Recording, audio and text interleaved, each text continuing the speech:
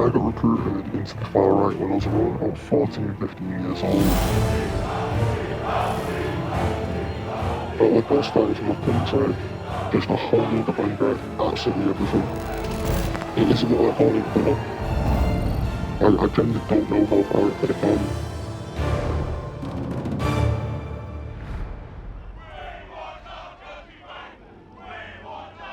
When I was involved in the far right, I was very anti-Muslim, very anti-Islam, very anti-sort of government, and very much against the police as well. The way that I got recruited was through a friend in school. They showed me a post on his phone. Now this post said, if you think British soldiers shouldn't be on the streets, share this post. Now, I had a bit of a connection to this post because my uncle was a soldier, and when he came over in war, it really did start to struggle. I thought these people that he was involved with cared about soldiers. This group really built the base layer of our far-right ideology, and that's really where my journey started.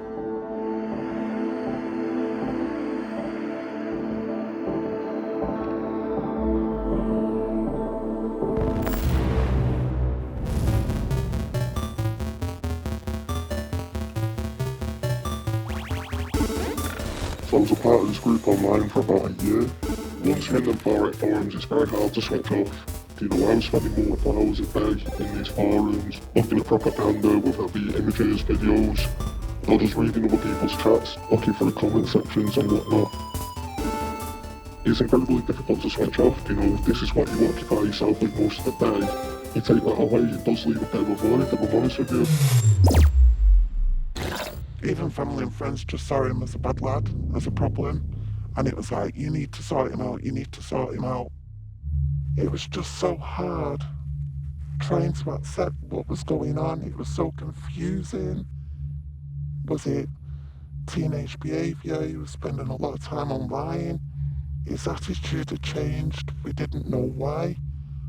He'd not voiced his opinions at that stage, but it kind of all started to make sense.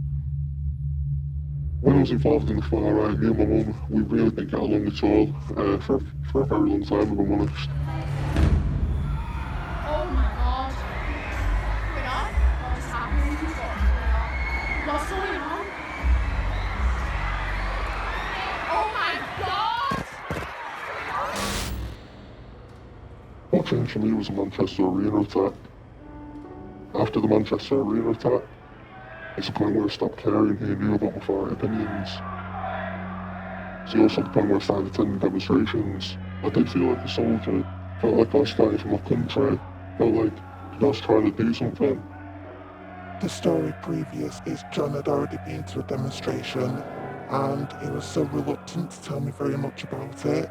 The only way I could find out what was going on was to offer to take him. The demos that the far right do, it's like a big adrenaline dump, if I'm honest with you. You go into a town or city, wherever the demo is being held. Deep down, you know there's going to be more people there to oppose the demonstration. Basically, you know there's going to be a lot of people there that don't like you. On the way to the demonstration, John was just so excited. He was so talkative, more than he had been in such a long time. It isn't what I thought it would be, and I genuinely don't know how far it could have gone. Within 5 minutes, my world just completely fell apart. I watched my son walk down the street singing racial slurs, and my heart just broke into a million pieces. It was complete opposite to the child that I knew and loved. I knew that we desperately needed help. It was just, where did we get it?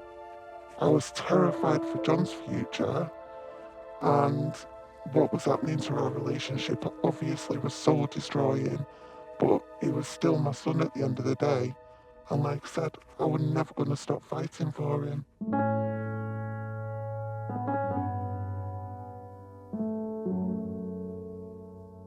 I got involved in the far right when I was 15. It was through a simple leaflet being given me at school, and the leaflet was a really emotional appeal around trying to fight the IRA.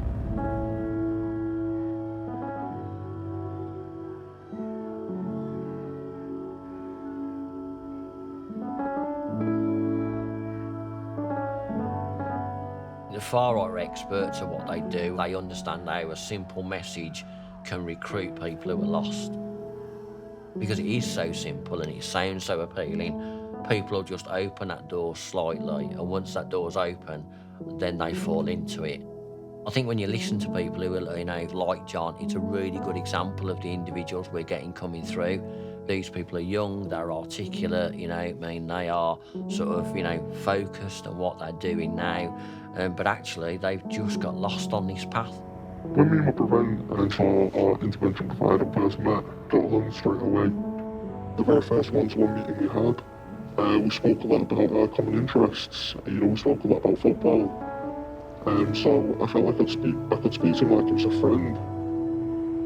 I think the first thing we do when we engage with an individual, we listen. That's absolutely key, because you've got to listen to why is that individual angry, find out the issues about why that individual has turned to the far right. Once we know the issues, you then pick at them, and then one by one you offer alternative views. We don't use counter-narratives because that gets you into an argument. Now from there he took one of the points that I held from the far right and sort of assisted me to prove myself wrong on it. So what it was I had these around about 20 quotes from the Quran, and I believe these 20 quotes to be like a declaration of war against the British people. Told me to download an app on my phone, which was the Quran translated into English, said to search these quotes into the Quran itself. Now, out of these 20 or so quotes that I had, I found out that only one of them was real. The rest was all fake and just made up by the far right. Now, the one that was real was taken dramatically out of context. Now, I'm talking about 3 or 4 words taken out of an entire paragraph of text. At that point, once I'd realised I'd been lied to and manipulated to on that one particular topic, I started to do a whole load of research into everything else I was saying. And this research, alongside, having one-to-one meetings with Prevent IP, I ultimately came to the conclusion that the far right wasn't for me. So I've been out of the far right now for about 4 years, and I've never really once looked back since. The journey out of being a former extremist and then trying to show the world that actually you have changed is so difficult. You're talking to individuals or supporting mums and dads who are going through absolute horrific hell. You can then support that individual to leave the far right or, reunite a mum and dad back with their son. I think, that's just priceless, and I think that's what keeps us all going. No one's born to hate. Everybody deserves a second chance, absolutely everybody. It's still an absolute nightmare, but I wouldn't be without him. The Shrek's one. I've got a lot of regret for any things I did when I was involved in the far right movement. There's a lot of harm that I did that can never be taken back. Them years where I've spent hating people, I could have been spending embracing different communities and different cultures and getting a better understanding of life a lot younger.